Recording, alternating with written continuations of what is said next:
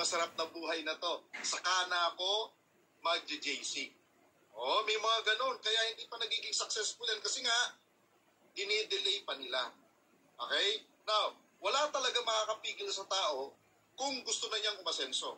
Naniniwala ba kayo doon? Walang makakapigil sa kanya kasi gusto na niya eh. Yes. Ang pumipigil lang talaga sa tao, kadalasan, sarili niya. Yes, kasi tayo nagdi-decide. Tayo ang gumigising. Tayo ang kumakausap. Tayo ang magsisimulang kumilos at kumalaw sa negosyo natin. Kaya, successful people, they do it now. Unsuccessful people, they do it later. Ang malupit niyan, kung sinabi mong, saka ako nagagawin, eh by that time, nagagawin mo na, matanda ka na. Wala ka ng energy, wala ka ng lakas, at ang sasabihin mo na lang, baka hindi para sa akin yan. Pero, sinaya mo yung opportunity, nakita mo na, inalok na sa'yo, member ka na. Tama?